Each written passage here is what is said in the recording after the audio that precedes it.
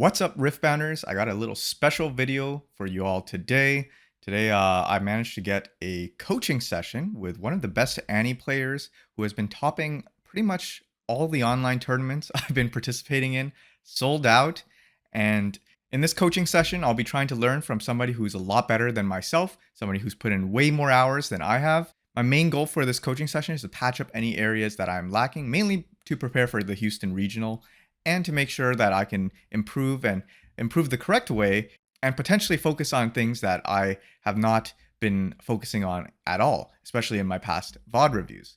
If you enjoyed this coaching session, I definitely recommend checking out Sold Out's Metafy. I'll have a link down in the description. And I would also recommend you check out Sold Out's Annie Guide. I'm sure it is a very good resource for anyone looking to pick up Annie. And without further ado, let's jump into the VOD. So what decks are you currently playing? Like what deck do you really are you focused on? Right now, Do you I've mainly just been practicing Kaisa just because of the matchup okay. spread being so good, and it's pretty fun to It play. has So it has some good matchups, yeah. yeah, yeah. So Um, are you having any particular trouble right now where you're like this matchup's really difficult or you're not mm, really sure about like how to approach something? yeah, I would say that I think I haven't really had a lot of reps against Master Yi, but obviously there's like some Master Yi matchups that can be pretty oppressive, especially when they drop like a Dead Bloom turn 3. But I think the thing I really want to improve most is maybe in the mirror, because I know like every time I go second, I struggle a lot. Like I feel like I can Um, never win if I go second. that is not just you. Riftbound is kind of skewed towards the player who wins the die roll. Kaisimir especially kind of has that problem, at least from my experience. Although I'm not like a certified capital K Kaisa player, so but yeah, I know generally speaking, like the player who wins the die roll is favored in game one, and then the player who wins game one is favored to win the match. It's kind of sucky. Like in my opinion, they should probably just remove the first turn draw for the player who goes first, like every other card game. But it is what it is. Do you have any specific like before we get into like actually playing? Do you have any questions Yeah. about? Yeah, okay, we'll shoot them off. I guess like just for questions for you, like how do you kind of like approach studying Riftbound? Like, if you let's say you're not like testing with anyone, what kind of like do you like have like a study schedule? Do you have like things that you will break down like when you like say VOD review a game, like things that you're focused on looking for? Um, that's a really good question, actually. So, number one thing that I am looking for when I like review my gameplay or when I'm like building a deck, I'm just kind of like trying to plan out the curve. Like, what am I doing on turn one? What am I doing on turn two? What am I doing on turn three? And then that is like the most important thing, obviously. And then on top of that, you need to make sure that your curve like plays well into Kaisa specifically. Like my turn, how does my turn one match up into Kaisa's turn one? And then like turn two, turn three. And then obviously I play a ton of Annie. So I'm always thinking about for Annie specifically, I'm always thinking about like if I do this, and then how much mana am I holding up? For Kaisa and like Master Yi, when you play those decks, you're always trying to plan like I can do this, and then I can leave this much mana to threaten Void Seeker, or like this much mana to threaten, right? Um, when I'm reviewing games, I'm always looking for like positions or like opportunities where I didn't get like the most value out of a card. Like a lot of times when I lose, I'll like watch a game and I'll be like, if I had done this card sooner or this card a turn later, I would have gotten more value than when I had used it, in the game proper. Um, that happens a lot in Annie, like when I'll use Flash to like dodge something, but then I realized that I didn't actually need to save that unit. So I got less value out of it than if I had waited for a unit that was worth more. That's just kind of like a brief, like a pretty easy example. In Kaisa, it's always something like using a removal spell on the wrong thing, like something you could have walked over if you had waited, or like Um, maybe letting your unit get walked over when like if you had held up more mana, you could have prevented that. There's a lot of like really small stuff, but generally speaking, like you're just looking for, at least me, I'm looking for like how could I have gotten more value out of my cards, and then I'm always looking at the point thresholds, like 2, 4, 6. Are you familiar with this kind of like um, point threshold concept? Yeah, like I think like when I tend to play, I'm thinking, okay, is it worth going from like let's say I score a point and I'm at one Mhm. point. Like is Yep. it like I can get another point to go to two? Or like sometimes I'm wondering is like is it always worth going to two? Because if I go to two, next turn I can go to four and of course six and eight, Yeah. right? Any time that you can get to like an even point threshold is like really, really important. Because like no, it's like really broken. Part of the reason why Annie is so strong, at least in my opinion, is that that can score like 2 points, 2 points, 2 points very consistently, very quickly. Any time that you score 2 points in a turn where you're going from like 2 points to 4 points, you effectively like reduced the number of turns you need to win the game by like one. Like, so it's very, very strong. So I'm always looking for like when I'm reviewing footage of like times where I could have scored like an extra point, where I didn't, or like, or maybe looking at like if scoring that extra point actually ended up losing me the game because I committed too much. Um, so there's a lot that goes into it. There's a lot of things you got to look at. Oh, one more thing I do when I review games is I'm always making to see if I made the correct reads or if my opponent telegraphed something that I didn't pick up on originally. Um, that's 100% like maybe the most important thing is like when you play into Kaisa, when you play into like green, like Master Yi and Ari especially, you have to be like hand reading constantly. You have to be kind of determining what they have, what they're willing to use those cards on. A lot of like playing into Master Yi is like giving him opportunities to use Defy early so that you can kind of make sure that like if he has it, that's fine. I ate it early. Like that's kind of the reason why I play Void Seeker in my Annie list is like just to like Void Seeker his 2-drop. His options are Let It Die, which is really bad for him. His options are Double Combat Trick, which is super bad for him, or his options are Defy It. So like if he doesn't defy it, he doesn't have Defy. I don't really have to be playing around it as much. Um, so like that's like the main one that I use as an example. There's a lot of like smaller stuff, but yeah, always I'm like checking and I'm reading, trying to figure out if I maybe made an incorrect read or if I didn't pick up on something that I should have. The main things that I'm looking for when I review footage. Yeah, I actually had a follow-up question about the points, right? So, like obviously if we try to stick to the plan where it go to 2 points, 4 points, 6 points, but sometimes in a situation you can't exactly get or maybe you can actually get more than like let's say you're at 1, you can actually go to 3 Mhm. points. And then Yeah. maybe you can go to 3 points, you do risk a unit like being throwing it at a battlefield.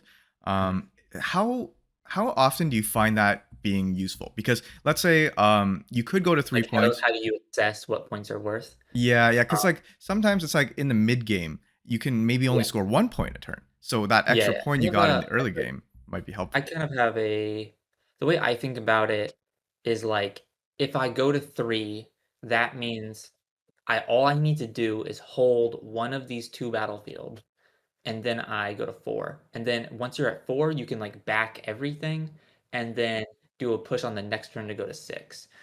Um, so that's kind of the way I think about it is like if you hold to like an even thresh point, you don't have to worry about using that turn to like do combat. So that's what I like to do like in when I'm playing like Annie, I'll like go to 1, go to 2, go to 3, hold to 4, back everything, develop a Darius or something, and then like good luck to my opponent because I'm gonna push you for 6 and then like I'm gonna end the game.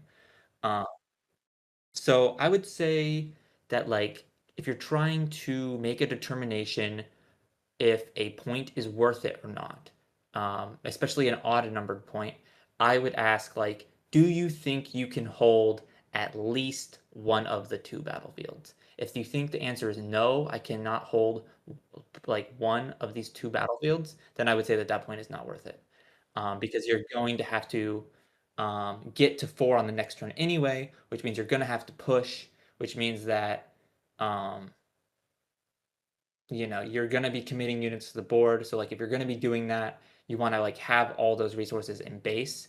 Um, there's some situations where it is worth it, even if you can't hold, where it's like you commit like a really low investment unit to a battlefield, go to three, and then like on next turn you just have to conquer one of the two fields instead of both.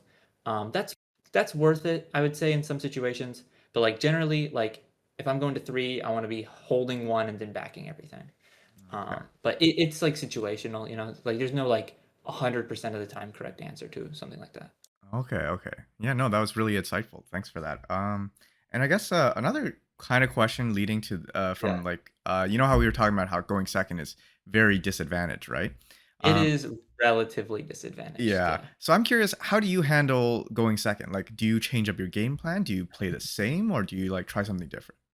So pretty much every deck, if you're building your decks correctly, should have a game plan for going second. I'm just going to keep using Annie as an example because Annie covers like all these bases. Uh, Annie has cards in it that get not I wouldn't say better. I mean, Red Kaisa Survivor does get better when you go second. But there's cards in the deck that have different use cases when you're going second. So like the two cards I'm thinking of, or there's actually three cards I want to talk about. Gust, Sneaky Deckhand, Kaisa Survivor. Gust is a great card for switching tempo. It kind of changes who has the first unit on the board. So like it's a super low investment. I gust your guy. Now I'm not as disadvantaged because I went second because now I have the first unit on the board. It's like kind of the idea. So very, very good. Like Gust is a super I guess before I move on, I should talk about this a little bit. Anytime you go second, you always have to look for a point in the game in which you can switch the point tempo because when you go second, you're always behind from the start of the game. So you always got to look for a point where you can switch that tempo. Gust is a great card to do that. Low investment, does it immediately. And now your opponent's in a position where they have to take tempo back, um, which is like really, really good for you. Next card is Sneaky Deckhand. Sneaky Deckhand also switches point tempo when you go second because you get the first unit on the board, or first unit on a battlefield, I should say. Really, really good. Uh, Insane in Annie, really good in Teemo. Um, any deck where you can like play it and then also have a form of interaction to protect it, really, really strong. Because it basically guarantees you like 2 points. Anytime Sneaky gets you 2 points, you're balling. And then Kaiser Survivor, another card, really good when you go second because it is a 4 energy with Accelerate, which means you can pay 5 and a power when on your second turn going second. Walk over there, 2 drop, draw a card. Insane value. Super, super strong. Especially strong in Annie because you get to hold up mana in addition to that. Um, so yeah, the way I see it, Riftbound, if it wants to kind of lower the gap between going first and going second, it needs to do one of two things. The easiest solution is just remove first turn draw from going first. Like that's kind of like obvious. Like yeah, why would you go first and also draw a card? The second one is they need to print more cards like Sneaky Deckhand and like Kaisa Survivor that have increased use cases when you go second. That like get better when you go second. Um, those are like the two options that Riftbound has. I think the first one of just like removing first turn draw, I think, I don't know, they probably should just do that, but like maybe there's like design implications that I'm not thinking of. The second option is like more in a design space. So it would require the developers to actually like print these cards, is cards that get better going second. And there's just like not enough cards like that in the format for what for and that's kind of why going second is so disadvantaged. Is like you immediately start on the back foot, you're behind on tempo, you immediately um have to find a situation where you can switch that tempo. And then there's just not any cards printed that like are better when you go second, or like because like the idea behind going second, I think what they thought is like you would play three drops in your deck, and then your three drop can walk over their two drop. The problem is that there's no good three drops. They Yeah, like we're missing forgot to. those. And then on top of that, three drops are kind of in this weird spot because going first, they're like kind of mid, right? It's like you Mhm. open up a three drop and it's like this card doesn't do anything until next turn. Yeah. So it's like you can't really put them in your deck unless you choose to go second. But then it's like you're putting worse cards in your deck to put yourself at a like you're putting yourself at a disadvantage so that way you can like equalize the disadvantage, which is like super like I'm not saying that's like terrible because I've done it before. I've built a deck designed to go second, and it's serviceable, um, but it's not optimal. I don't think, at least not right now. So yeah, that's my thoughts about it. Yeah, that makes sense. It sounds like it would like ruin your consistency, like especially like if all of a sudden your opponent goes, I guess, if you don't get to go second, then how does that work in that case? Like you're built, yeah. You pretty much all okay. So you always get to go second because if Oh, you okay. win the die roll, you can pick, and if you lose the die roll, your opponent's going to pick to go first. That's Mm, not the problem with the go second strat. The problem with the go second strat is that Um, the main problem with it is that there are no good three drops. mm, Like Sunlit Guardian and Green is pretty good. yeah, Um, but like if you pull up, I'll just pull up the three drops real like quick. first Um, mate, right? yeah, For- like yeah, you're gonna like yeah, turn one. Let me it just does actually nothing. look. Okay, I should have them up here. Built over wants to load.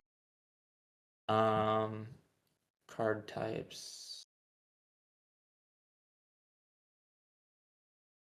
unit. Okay.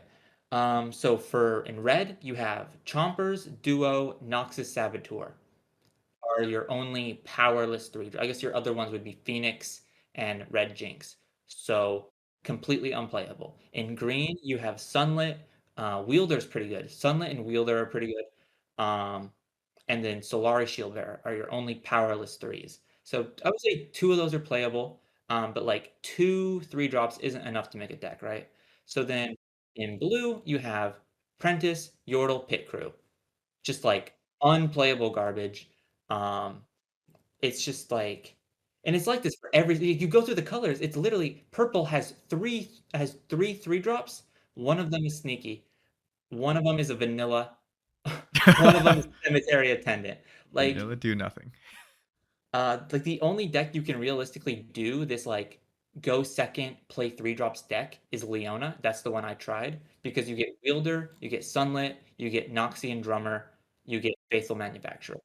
Um, to like I guess you get Shen too if you want to like turn one Shen. Yeah, but then Um, you deramp, and yeah, it's that's like not you great. really don't want to be playing a powered card on turn one. It's just Yeah, like it's just awful. I agree. I agree. And then this is kind of a contextual to our metagame, but like three drops are just terrible into Kaisa. Like you're gonna like walk into a beam, you're gonna play three drops to the board and get falling starred. Like it's just atrocious. Like it's just atrocious. So I would say that the going first versus going second thing is a Riftbound problem. Part of that problem is inherent to the game, the way that it plays, and part of that problem issue is due to the card pool, and then part of that issue is due to Falling Star just existing. Uh, so a lot going on there. So if that answers the question. Yeah, no, that was a great answer. Thank you. I think that was mostly the ones I had. I guess I have another one unrelated to like maybe just playing the game, but like, how do you personally prepare for like tournaments? Because obviously you've been Uh, spending so much time on Annie, and I assume you're yeah. you're trying to win it big at some point, right? That's a good question. How do I prepare? So like I've played in quite a few like smaller tourneys, just like online, like maybe $100 prize, like nothing too crazy. Um, but like a lot of times when I'm getting ready for a tournament, I like to look at my deck. I like to kind of think about my matchups, like to, play a couple games into like the decks I think I'm going to play into, kind of get a, you know, an understanding of it. But I also just like to like watch those games back, um, try and pick up on things that I didn't see before. It's kind of hard now just because I've like I don't know. I could like know every deck by memory, and I've played every matchup so many times that like I don't really prep in the same way that like you would if you were like kind of starting.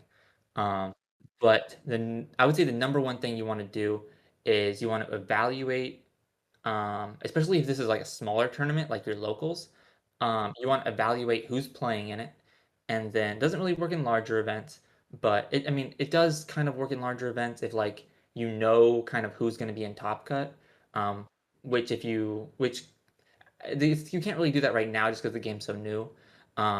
But like once the game's been established for like a couple months and like the kind of top players kind of like reveal themselves, you'll be like, okay, I know these people are playing, so that I know these people are probably going to be in Top Cut. This is what they're on, and then you can kind of prep for Top Cut a little bit.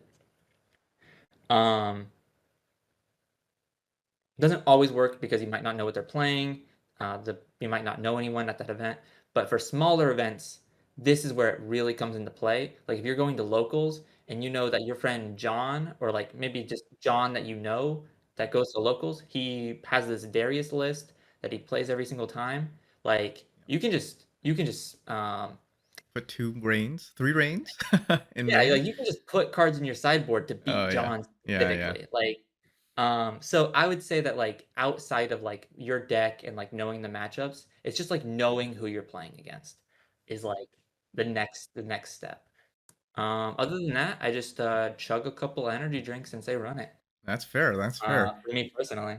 Yeah. Do you ever play against yourself? Because like obviously it's hard to get good practice against like a Yeah. variety of decks, right?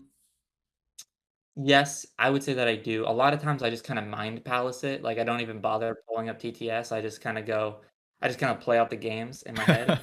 Okay. Um, well, just because like you only ever need to beat optimal lines, right? Yeah. Like if that makes sense. So you don't have to play every single Oh, I see. like permutation of Kaisa's opening hand. You just have to beat the best version of her hand, or like you just have to play into the best version of her hand, right? So if I'm thinking like can my deck beat Kaisa's best hand? I'm just thinking, okay, they play Ravenbloom. Okay, I play my 2-drop. Okay, they move in, I move in, they beam me. Okay, okay. So like, can I beat that? Like, can I beat that open? Um, a lot of times the answer is no, right? Because like Kaisa's best hand is Kaisa's best hand. But you don't actually need to play like every permutation. You just kind of need to be like, if you can beat these hands, then you can beat the other 75% of her hands, right? Because those hands are just objectively worse. Oh, that's a So really good yeah, point. Yeah. um, so I would say that's the main thing is just that like you just figure out the best cards that they have into you and figure out like the ways that you beat those cards. And like I mean that's pretty much it. Okay, cool. No, that was super insightful because I've been practicing against myself in certain matchups, and obviously it's like, okay, now I see this board state, I see this board state, but like a lot of the times, it's like not super helpful because like it's hard to remember Um, everything, right?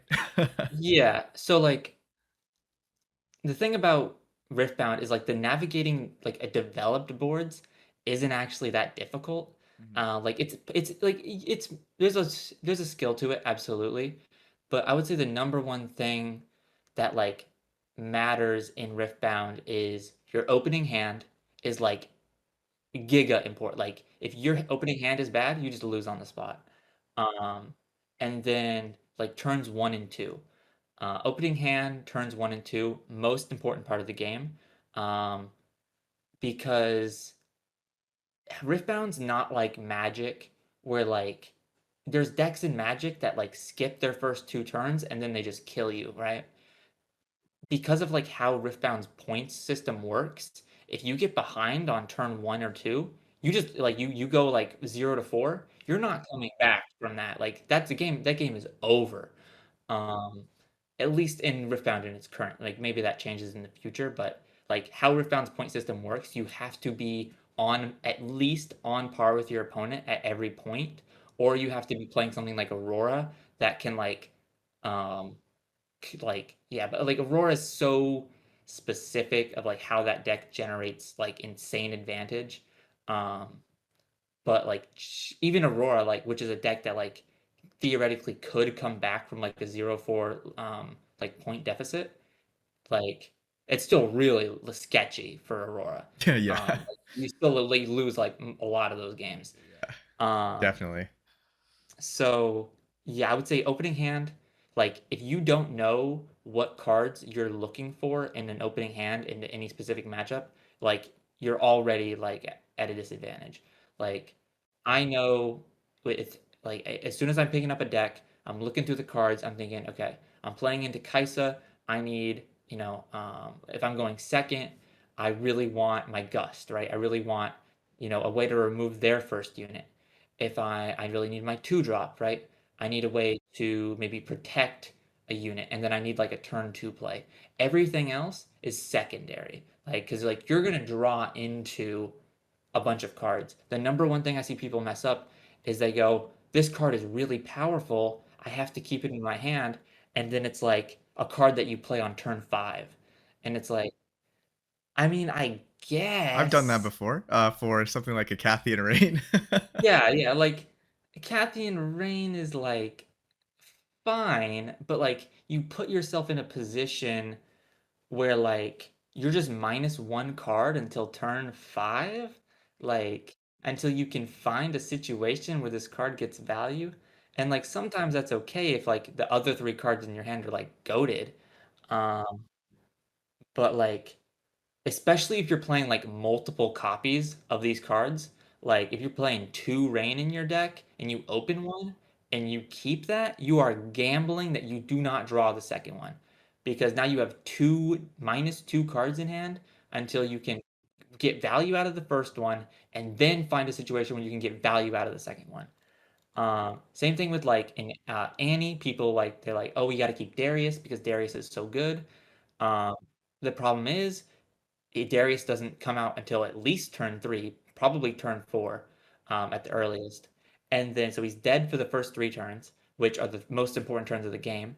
And then you draw into a second Darius, it's like you're never getting these guys out of your hand, right? Yeah, no, Um, definitely. Not enough runes to um, or turns. so I would say that like that is like the number one thing is like players just don't evaluate what they need in their opener, or they like evaluate it incorrectly, because the opener is like the most important. That's why the first turn draw is so crazy for the player going first.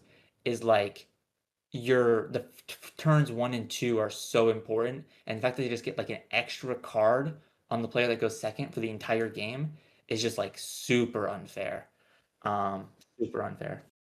Okay, so what I'm learning is that I need to think about my mulligans more than some of my gameplay sometimes. Yeah, because like the game kind of like a lot of times kind of plays itself after the opening hand. Like I play 2, they play 2, I play, they, move in, move out, Um, you can look at any board state and be like, okay, this is the board state. What is my goal? Okay, what are they doing on their next turn? Okay, how am I scoring my points? Okay, can I hold? Like these are like you just go through the line of questions, right? You answer all the questions and you go, okay, I've solved this board state. Um, but like you never lose a turn on the turn that you lost. You always lose that game like 2, 3, 4 turns ago. I agree. I Like agree. I guarantee you that like when you lose unless you make like a huge misplay, Yeah, that happens sometimes. most of the games you will lose will happen on like turn 2. Mm, Um, and most of the games that you lose, from my experience, you'll lose on turn 2 because you mulliganed incorrectly.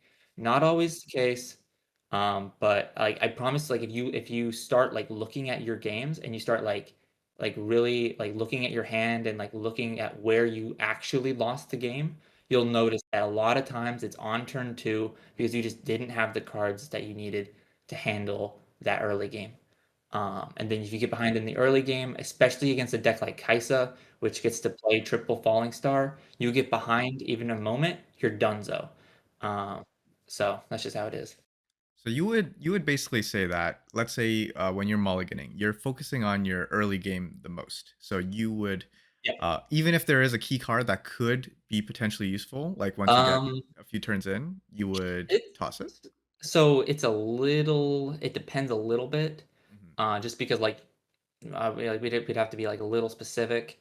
But like generally speaking, it also depends on like how many copies of that card you're playing. But like like how specific of a situation. Like if you have a card that like you're always 100% of the time because like it's just so good, you're always playing it on like turn 4, then like you could maybe keep it, right? But if it's a card that's like only playable on turn 4, but then is like situationally dependent, it's like no, absolutely not. Because not only is it dead until then, it's dead until at least then, and then I have to find a situation where I can actually use it.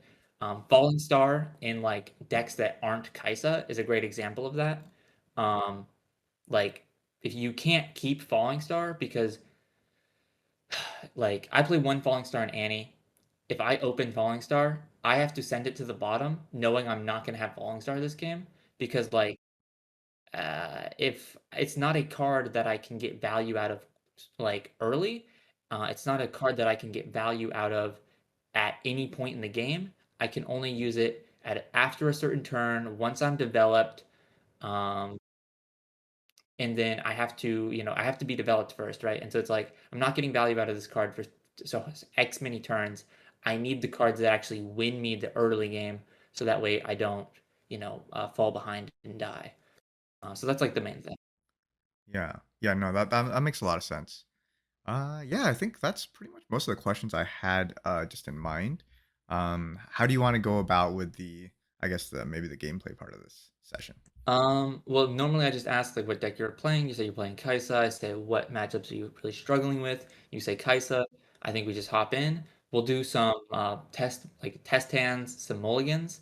That's where I like to start. Make sure that you're prioritizing the correct cards, um, and then we can like play a little bit. And like I'm gonna ask you some questions about like what your plan, what your game plan is, what cards you are playing around, stuff like that. Okay. Okay, yeah, that Do sounds you good. prefer TCGA or TTS? I think we could do TTS just because it's more similar Okay, to sounds good.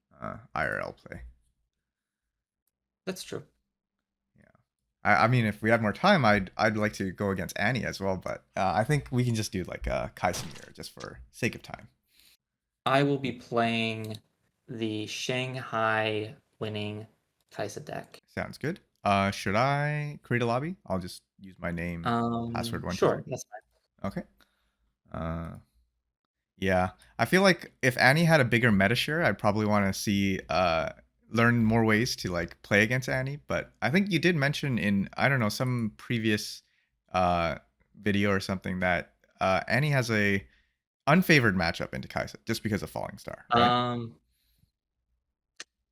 It's a little more complicated than that. It's actually gotten, don't tell the Kai'Sa players, but the Annie matchup has gotten a lot more even, like a Oh, okay. lot more even. Yeah. Because Kai'Sa players are cutting the cards that were good into Mm. Annie. Like Void Seeker, Um, right?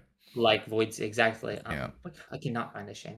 Yeah, because I'm like, yeah, if Kaisa doesn't have Void Seeker, you can't really deal with all of Annie's things just going in and out every turn, and you just get outsped, I guess. Okay, Yeah. I think I found it. Yeah, 100%. Annie's a deck that sometimes will just walk over you. Mhm. Like if you can't handle like her scoring 2 points a turn. But yeah, Kaisa has cut a lot of cards. That's really Sprite Mother was pretty good. Yeah. They cut that. Smokescreen is pretty good. They cut that. Oh, interesting. Void Seeker is pretty good. They cut that. So it's like the three, you know, cards that like I was worried about playing into are now gone. So it's like I'm playing around Rain and I'm playing around Falling Star. And it's like I can beat that, like, that's fine. It's like it was because like, it's never the falling star that kills you, it's always the and then the, right? It's always falling star and then. It's always that actually. Hmm. Yeah, so it's, and then as soon as they cut the and then, it's like, "Oh, now I'm chilling," right? Yeah. I'm surprised So that Smokescreen was is good against Annie. I guess it's because you need well, it's like just the like might. most of what Annie does, she doesn't seem like it, but a lot of times how Annie gets, like, a lot of, value Mhm. is she's just gonna walk over your stuff in combat. And, Oh, like, yeah. playing into smokescreen can kind of prevent me from doing that, and then if I can't walk over you in combat, then I can't score my 2 points, right? And so, like, it's just, like it's not, like, the best card, but, like, it gets value, in Yeah, a that in a that makes decent sense. number of situations. So, That makes a lot of sense. Huh, I never would have thought that. It's important mine. Should I try going second? Because I struggle um, with the second. we'll do some test hands of you going first and of you going second, or just mulligans, just so we can, make sure you're prioritizing the right cards, um, in the right, uh, turn order. Okay, sounds good. And I guess for Battlefield, I'll just start with Dreaming Tree, which is the classic one. Classic, always good. All right. So I guess I'll draw four, and then we'll Yeah, just, see, yeah, draw 4, and then show decide what them. you would mulligan, yeah, reveal it, and then kind of explain to me why you chose those cards. I see. Mm, so I'm Because I thinking, already know what I'm getting rid of. yeah, yeah. I'm thinking I get rid of Sentry because I already have another two drop. Let's say I'm going first. Um, and I think I'm getting rid of Darius here because Retreat is really good into Kaisa, especially on Dreaming Tree. And then Mhm. Raven Bloom is like pretty much the best two cost because it comes with you could cleave in. It's not as good as Poro because it can still die to like a Ray, I guess. But I think I would keep these two and mulligan these two away. This is exactly what I would going first, I'm probably keeping Sentry because of I mean, like, again, I'm not a capital K Kai'Sa player, so this could be like, you're always keeping one of these 2. I think going second, it's always Ravenbloom student because Mm, you wanna be able to walk over their guy. that makes sense. Yeah. Going first, I think you could justify Sentry because it, like, is pretty good, like, if they go 2 drop and hold up beam, you want like, if they beam the Sentry, that's, like, super okay. Um so, like, you always keeping 1. I think going first, Sentry, going second's Bloom, and then the retreat's always in your hand, and Darius is always gone. Alright. We can do it again. Yeah. Sounds good. Let me flip these group and send them That was a here. pretty easy one. Yeah. Nothing too hard there. We'll do another four. Oh, look at that.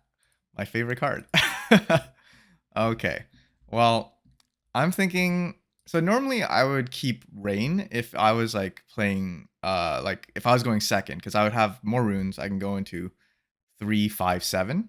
And if I was on Reaver's row, I think Rain is really good. I think in this situation, I definitely don't want Rain. I need a mulligan for the two drop. And Yes, you then have the double wall here. yeah, and then the retreat. I feel like you always keep retreat, especially on Dreaming Tree, even more so, just because of how flat, like cheap it is, and you can protect your Kaisa. And then Yeah, you're gonna obviously, go, like, turn 2, Kai'Sa to base, turn 3, move yeah, in, hold up retreat. I could see that. That yeah, makes sense. and then obviously Yeah. I need one Stupefy gone, right? Yeah, yeah, I mean, you have to mull 2 here. I think these are your best options. This is kinda what I was saying before is, like, a Cathyan Rain is good in this matchup, but, like, if you draw a second Rain here and, like, you have, like, Rain, Retreat in hand, like, that's not a game that you are winning. That is a game that you are losing. So you do just have to mulligan it. Yeah, yeah, that makes sense. That makes sense. Shall we do another? Yeah, yeah, absolutely. All Just right. keep doing it. Yeah, this is Do a couple of these. I It's like kind of a this. basic exercise, Yeah. but it's it's very, very helpful. Okay, this one's okay, this one might be a little trickier. Yeah. I mean, not really. I mean, you kinda know what you get rid of here. Yeah, I keep one sentry, definitely. Yep. Um the thing is I only have one warp in deck. So I feel like Ooh, yeah, I yeah. won't be drawing another warp. Because the thing is if I had another warp, I keep cleave perhaps and like I can take advantage of the dreaming tree. But This is why I do not play, or I try and avoid like one of like these really big cards is like you open it, like you have to mull warp here. oh, Because what's good really? like Huh. if you keep you realize if you keep warp in this hand, It's this dead. card is in your hand for 5 turns minimum. You're right. You're You're so just right. -1 card, right? Yeah. Uh, and you can't do that. Like you just can't be -1 card the whole game. So you got to keep Sentry, you got to keep Cleave. These are both really good cards. Um, yeah, you can't keep warp. Like you keeping warp in an opener is illegal. Um, Damn, well, I it's just like actually I would have kept warp in this case. no, like Yeah.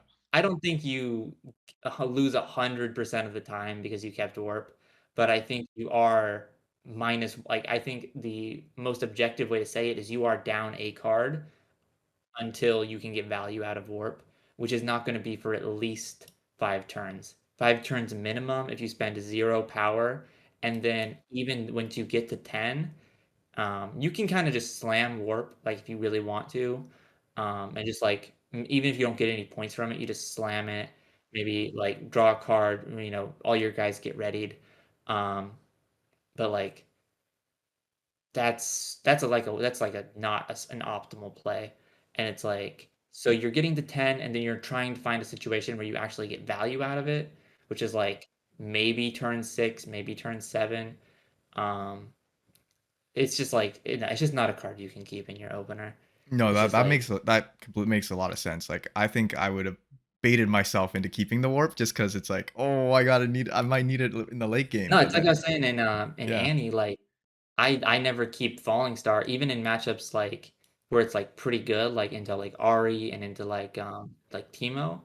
Maybe into Teemo because that deck like you can Falling Star just kind of cooks him. But unless a card is like super good and it like gets value like super early, um you can't keep cards like that, that, like, are kind of situational, that, like, you can't play until, like, turn 5, because, you just it's just -1 card, and then, like, you don't have that 1 card, like, always matters. It Yeah. always matters, I so can see that having a big effect, and especially in the long run. Like, if you play a bunch of games, like, you're probably mhm. losing out some win rate just because of keeping this. Absolutely, no, 100%, 100%. All right. Let's I'll do another, I guess. Yes, absolutely. Okay. Okay, this one is okay, so I don't have a 2 drop. Um, I feel like Hextech Ray oh, well, Falling Star is, like, so good just in general. And I think so I think I would keep Falling Star. I think I would keep Hextech Ray. I think I might mull these 2. I don't know if that's, correct. Um, yeah, this is a tough hand. Yeah, because So like, if we're Hopeful is really going good if I can pair it with another, like Yeah, let's say I was thinking like if we're going second, we could keep like Hopeful Beam and go mm, like turn no, I guess that wouldn't work. I was I also guess if we're thinking going like first, yeah, I was thinking Falling Star we can Hopeful keep maybe? it. Yeah, Yeah, we could go like turn 2 Falling Star and um Hopeful, right? Falling Star to Hopeful, which is like kind of weak. Like that's not like a great play, but like Um, I don't think being falling star is wrong. This is kind of where my lack of Kaisa experience kind of comes into play. It's like even I'm not like 100% sure what's correct here. Um, I think this is like pretty safe because like you're probably gonna draw into a true drop, and like these cards are like in the Kaisa mirror. The most like the thing that's important is like who draws more burn spells. Um, and like you don't really want to have Falling Star or Beam at the bottom of your deck. So I think you do keep these just because like you're gonna draw into some more units, and like what you don't want is to like keep a unit in hand or in your mulligan and then like draw 2 units and then be like, okay, my hand is Cleave, Nox is Hopeful, 2/2 drops, right?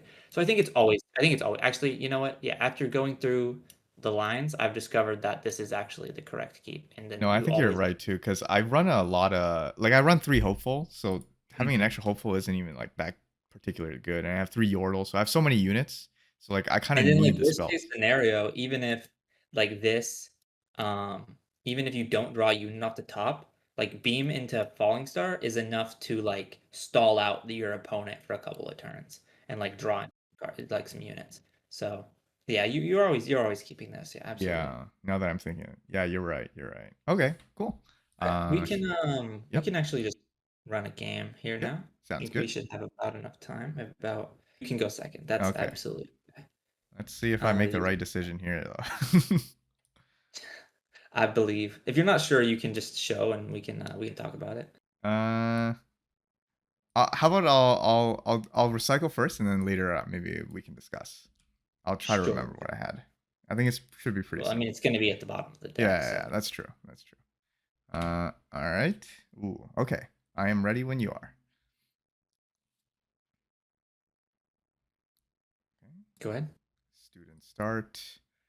I'll get 3. And unfortunately, I did not hit anything. So back to you. That's a little okay. We can play it out, but that's a little fake because you don't have anything. But maybe your hand's like if your hand's all burn spells, actually, you can. Yeah, it's gonna be spells. Yeah. Um, So you would come in go and ahead. I would tap Student. Kaisa and I would raid the student. Yeah, well, I have retreat, Okay, so okay. pretty Nullified. much. Pretty good, yeah, I would say. We'll just go two for student to base. Okay. All right. Ready up. All right. I guess now. So you played a student. I think my turn is I play a Poro and I play a hopeful.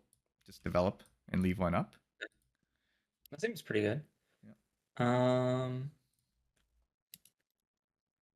let's say student in. Yep, you got it. Cool. Let's say that I want to do um Kai'Sa to base, and I want to pass. Nothing for me. All right, already up. Okay, so now I need to get. I would like to score 2 if put possible here. Uh, 100%. If you can score two here, you actually kind of get ahead of me on tempo, yeah, and like because you, like not having a turn one play actually doesn't affect you that much if you yeah, can that's score. true. I think I might be able to score 2. I'm gonna try sending the Poro to the other side. Pass priority.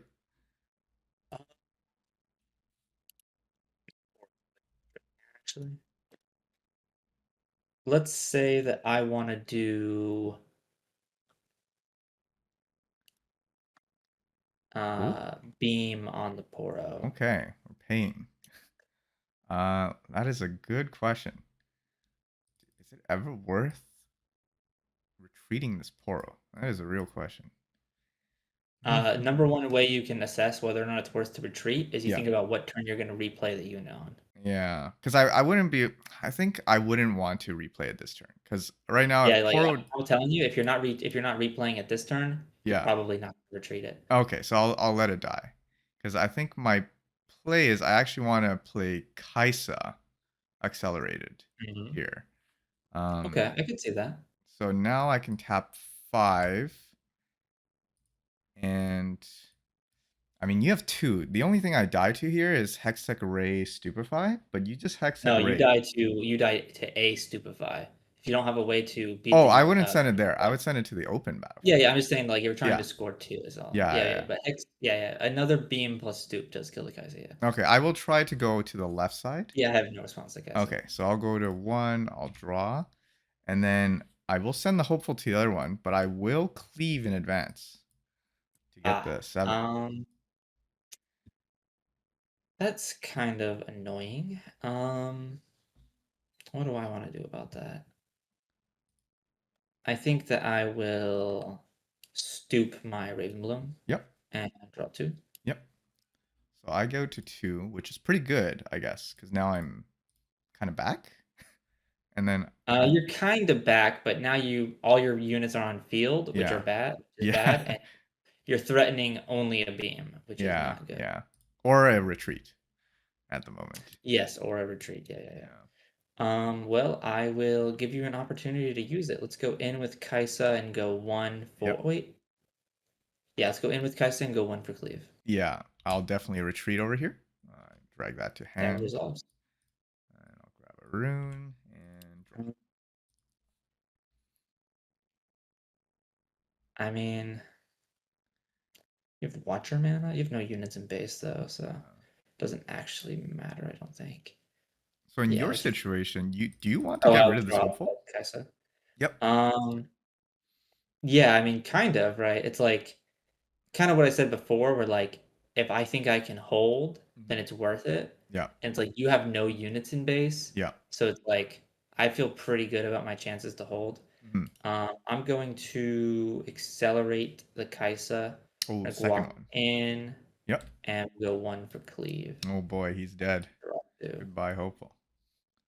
Look how many cards I have in hand. I'll pass. Yeah, you're right. It's gonna be really hard for me to knock both of these Kaisas out. And it's like Because as long as I hold one, like it's yeah, like you got the two last turn, yeah, but it doesn't really matter because you lost both the fields and like you have no way to double conk. yeah. So it's like, I can't double conquer, but I can definitely try to get rid of both. So, I think where you misplayed last, I don't think you were maybe supposed to play the Kai'Sa accelerated. oh yeah, I think that was a maybe. bit ambitious. I Hmm. think you go for the double conk if the Poro lives, but I think once the Poro dies, you just Yeah. accept that like you're not getting the double conk, and Oh, what you need to do is like stop me from scoring, I and then see. I like see. I can see that. yeah, Yeah. Okay. So now I guess I'm back in a pickle because now I need to get you off both, or you go to even points, and then yep. I'm in it. Yeah. I do have one If, way. Yeah. if I hold the four here, you're like giga cooked. Yeah, I think I actually top decked what I needed, which is a Oh well, there you uh, go. it is a falling star, but I will just falling star the Kaisa on the right. That resolves. Okay. Oh yeah, okay, that Yeah. works. And technically, I don't even think I needed to play the falling star first because I was gonna accelerate Kaisa once again. I probably should have tried to go for the draw, and I would send it in with a cleave. So I Yeah, that probably makes should have sense. done this first, and then I would, Yeah, I would say so. yeah, I would Yeah, get draw two. two, and then I'd hold one up. Yeah. Um, Not bad at all. Let's say I want to do. It's kind of awkward. I could do that. I mean, no, I don't think that's. I think I just put you on better habit. Mm, Let's go eight yeah. and two. Let's go Watcher. Yep. I will react with another retreat. I mean that works. Yeah, I Yeah. mean nothing I can do about that. I'll And pass turn. I can now tell you what I had in my opening hand. I had two retreats, a cleave, and a something, and a stupefy or something. Oh, okay, okay. So I kept both retreats because I was like, well, since we're on Dreaming Tree, yeah, it gets a lot of value, right? Yeah, yeah. No, I can see that. You did. I mean, you got a lot of value out of it. I mean, I that's did. true. Now the question is, how do I get this Watcher off? 'Cause I don't have Darius. I would have to commit like a lot of spells, basically. Hmm. Yes. I mean, the other Or a options, Watcher drone. yeah. The other option is I could go to the right battlefield with Kaisa again, and then go to True. 4. But then you would hold, go to 5. If you can get this, you go to 6, which is really dangerous, I guess. Yeah, if I have like Darius, yeah. Yeah. So I think my goal here, my play is I have to get rid of the Watcher off of this. I think that's a reasonable assessment. Yeah. So I'm thinking maybe before I use any spells, I could try to dig for Yordle, see what I get, and then what did I get here? I didn't really get anything. So is it worth a Cathian Raining for a Watcher? One, two, three, four. I wonder. Because I don't want to use more than 2 spells to kill this Watcher, I think. But if I rain, that means I can't rain like later. I mean, yeah. Uh I think I want to play a little conservatively. So I'm What's gonna your what's the option other than rain? I could like Falling Star and Hextech Ray. Oof, that is kind of rough. Yeah.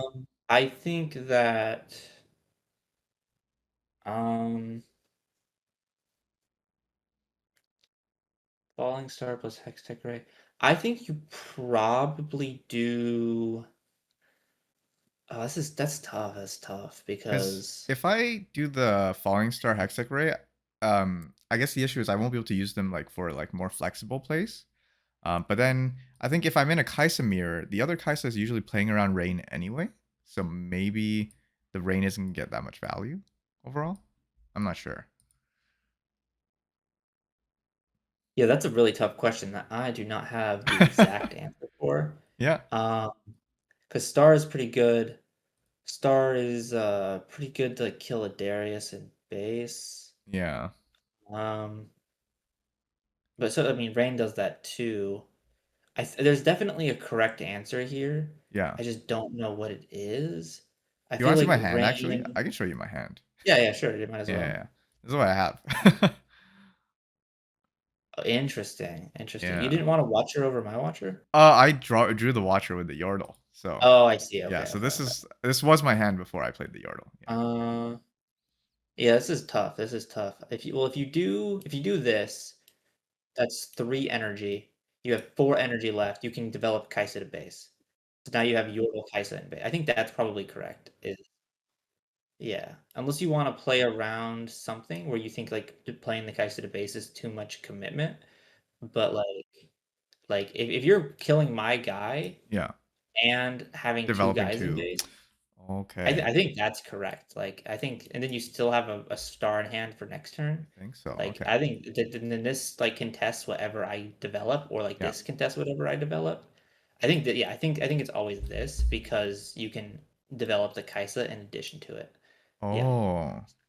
Or And you then can even like like play the other Yordle if you wanted yeah, to, yeah, but just two Yordles in base.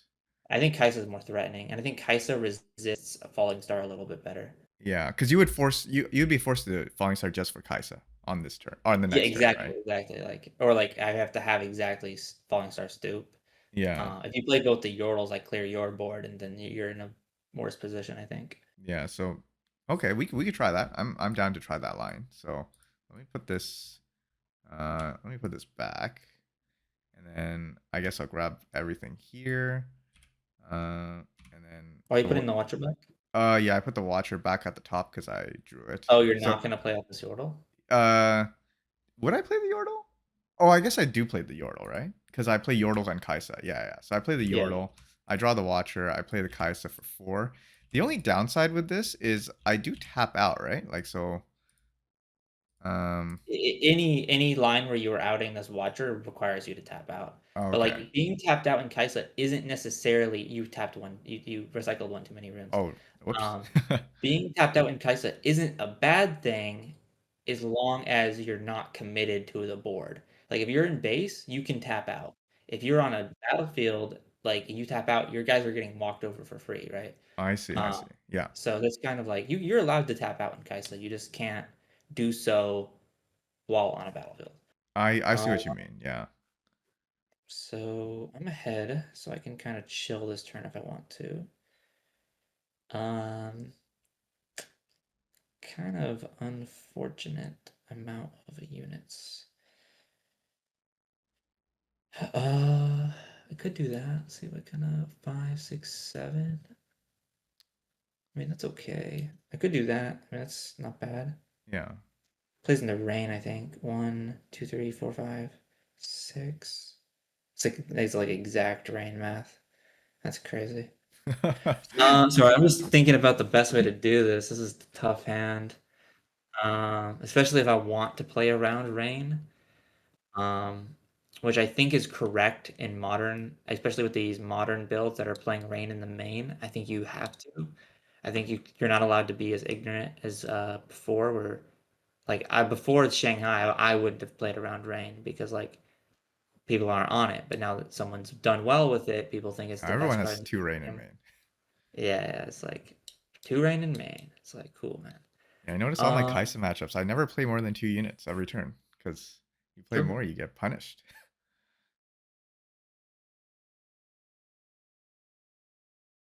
I mean, that resists rain a little bit. Yeah, I just yeah, okay. Sure, we'll do this. We'll do this. We'll see how this goes. We'll go Darius and double hopeful. Double hopeful. Okay. Yeah. All right. Did you forget I Not the also had the great. falling star in hand? Well, one, in this game state, I wouldn't know what you have, so I'm Yeah, trying to play as if I didn't. that's fair. And then secondly, there's no board That that survives that. resists. Yeah. I Like think at that point, it's like there's just nothing you can so do. my options are like play to base, or my options are I guess I could not play the Darius because he's technically at an accelerated unit. So actually, it's actually better not to. I'm Yeah, yeah, realizing yeah. That makes sense. because I can accelerate him next turn. So instead of doing 5 for Darius, I do 5 for like Yordle Ravenbloom, Oh, and then draw one, and okay. then like pass back to you. Yeah. Interesting. So you do tap out here, even though like I can threaten like the battlefields. Yeah. Well, I'll give you a hint. I have 0 interaction in my hand. Oh, I Um, see. I see. But then, like I said before, like tapping outs because I'm developing this turn. I'm like ahead of you on point tempo, right? Like even if you double conk, you go to 5. I'm still ahead of you if I double conk on my turn. So I'm not really that worried about it.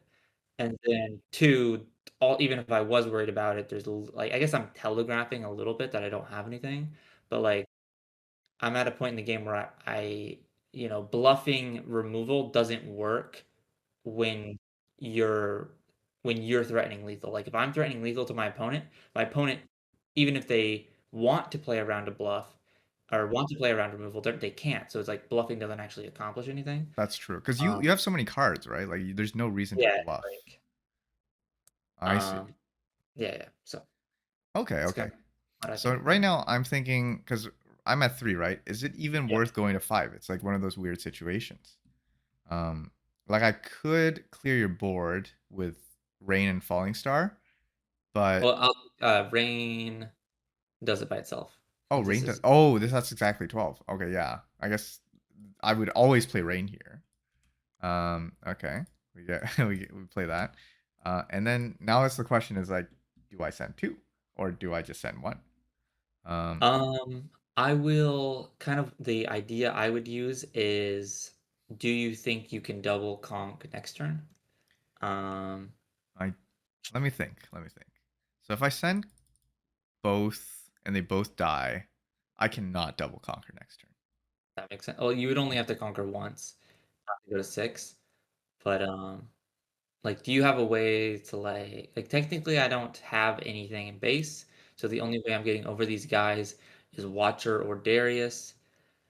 Like, can you beat Watcher? Can you beat Darius if I play it? If It's it kind goes of in, I do have a Watcher, so I can beat a Watcher, and I also do have a Darius, so I guess I can beat both.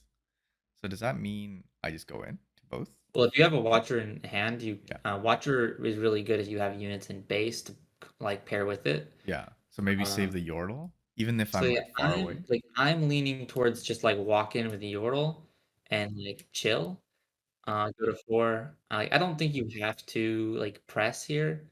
I think like if you walk in with Kaisa, like you're just gonna get walked over by the Darius, right? It's like you don't have any like thing in hand to develop the base to Yeah. like I do have an extra Yordle. Okay, well, I think honestly, pass on Kaiser Yordle is like completely fine. Oh, I okay. like NBA. Yeah, Yeah, yeah. I think So I that's go to completely 4, cool. I play a Yordle just to use up all the runes, and then I pass. Okay. I wonder if I'd Um, get punished by like a reverse ring, because right now I played a little too well, many. you don't because like okay, let's see how much is Rain. Rain is 7. Um, where are my units, Johnny? Johnny, where are my units? Rain 2 Uh, hopefuls that I just killed. like Rain is a lot worse when you have nothing developed. I see. Um, Yeah. so I don't think I can legally play Rain here. Yeah. Um, That makes maybe sense. if I wanted to put you on have nothing, Mhm. but like I don't know if that's correct. I don't think it is. I think we are playing Darius. Um, 6 up. Guess we do like Sentry, Darius in 5. I guess I could do that. It's like kind of risky. But is this riskier by just not taking the point? It's kind of doo-doo, huh? Yeah. Kind of like force you, but he just watch her go to 6. I have nothing. I Watcher. I'm at 11. I go Watcher. I have 3 up. Go to 7. Lose. Uh, with Sentry and base, at least I could like go like Rain. I think Sentry and base is correct, even though it's kind of ass. Go ahead. Yeah. I think yeah. At this point, I probably wanted Darius to go over your Darius. My hand is kind of bad. So here's what I'm thinking. I'm thinking maybe I could get a draw with Kaisa on the right side, and then just see what I get. And then if it's like a small unit, great. I can play it with Darius. Go over yours. I don't want to falling star the sentry in the back. You've never falling star this entry. You either hold the star for a future turn, or you um well, what you could do is you could like watch her to base and then star my guys. I think that's like an acceptable line. But then you have to commit like both of these guys to. Well, that's actually fine. I'm realizing That like would go you to commit, 6, right? like you go here. You just play into Oh, because I have two uh watchers. Like, yeah, there's that's what I'm saying. Is you have two watchers, yeah, so like yeah. You're committing right. one to the field is fine. I would go up with the Yordle, because if I have beam, you can't do that play because you need to conquer both fields. Um, So send but so I Yordle think you first, always get conk in this one and then figure out what you're doing whether to to deal with it. Darius or Watcher. Yeah, exactly. Okay, I feel like I probably would have been in the situation, and I would have baited myself with like, oh, I have to go Darius over this Darius. Like if you can clear my unit in base, like that's always good. Like that's like really oppressive. Um, if you can't, it's not that big of a like. If you can't, you can't. Um, Okay, I think so we could you're try that fine line. away. I wonder. Yeah, so I guess I'll just tell you, it's always Yordle it's because always like Yordle, never Kaisa. if I have a way to beat this Kaisa, I want to save my removal for the Kaisa, and then so that means the Yordle's guaranteed to conquer. And if I use something like Yordle, then you can walk in with Kaisa and like draw your card. It's always walking with Yordle. It's always walking with Yordle. Okay, yeah, because I guess like I would walk in with Yordle. I'd go to 5, and then now I n- I guess you could be saving for like a Void Seeker or something, Exactly. or like a Hextech Ray plus Stupefy. So now I guess now that you like I have two Watchers, I could even just accelerate Watcher in, I right? mean, I don't see a problem with that. Accelerate Watcher beats pretty much any removal I could have in hand. Yeah, like Uh, I could accelerate Like Watcher. the only thing it doesn't beat is like smoke plus something plus Yeah. smoke. But But I like feel like in this case, I wouldn't even accelerate. I might do the play you suggested with the Falling Star and the Darius and the Sentry, and then try to greed a draw with the Kaisa. I think what the correct play is, so you have exactly enough mana to both accelerate the Watcher and play the Star. So what you do here is you accelerate the Watcher. Um, the Darius goes down to 2. Whoa, hold. You push in with the Kaisa, Huh. right? Okay. You bait interaction Yeah. first. That's like number one thing you do. You go, I want to bait your interaction. I have nothing as we. I guess what you could do actually is you could star and because the plays around smoke a little bit better. You star first, kill my guys. Then you go in with Kaisa. I have nothing. Then you have these guys on base, Watcher and back. Oh Like yeah. No, I like that so line. I like that line a lot. and now you still have enough runes to watch her on your next turn. And then I'm not beating. There's no nothing in the game that beats like clearing both of these guys and then beating Watcher in base, Watcher in hand. It's just like it's Wow, cooked. I did not see that Uh, line at all. yeah. Um. Yeah. You always want to like do like the low commitment stuff first. Like you want to sequence your turn in a way that like you're committing as little as possible until like you absolutely have to. So that's like you're kidnapping the Yordle because like that's a nothing burger. Um, but like it threatens the same number of points as like the Kai'Sa does, right? So it's like kind of why like really small guys are pretty good in Riftbound is like a small guy scores just as good as a big guy. So yeah, that's kind of Yeah, this game was a little weird because I mean, my hand was double warp Oh, geez, rain. that is that's essentially a brick. Uh, essentially, yeah, but, Yeah. like, I think I maybe I don't know if there's anything I could have done. I'm no, there was. I maybe played my Kai'Sa suboptimally. I'm not really sure. I would have to review that.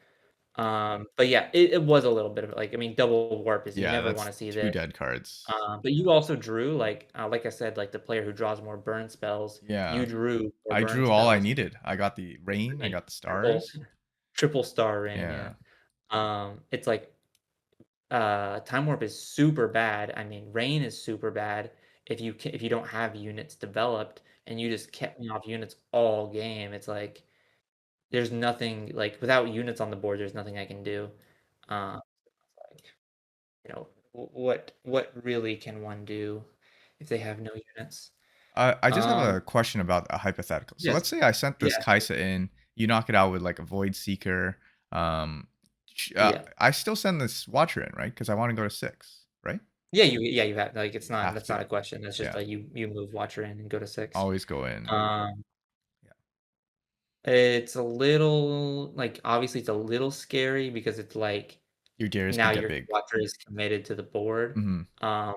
but I think that's fine, like, I think you still win here, like, I don't have beam, I would've beamed the Yordle, like, I don't have, like, at that point, I'm tapped out, like, I think you're, like, super, super okay to move watcher up here, like, even if I watcher in response, Yeah. like, I I could just think come at back with best another one, right? yeah, it's like you just watch her over me, right? It's like because I have to clear both of these fields to beat your watcher, and I don't have any burn spells. So it's like my only option would be like rain here. With my hand specifically, my only option to not lose would be to rain, and then like I'm a passing again With no with units. Yeah. no units, right? So it's like Mm, what am I, what am I doing? yeah.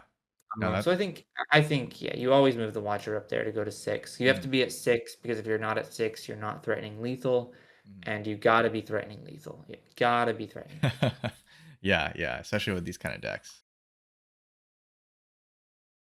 Yeah, I guess that's always my win con. I just want to go from 6 to 8. So, Absolutely. yeah. What did you think of the mulligan at the beginning? I mulliganed Cleave, Stupefy, and I kept 2 retreats. Um, I probably would have kept a Stupefy. I probably would have gotten rid of these.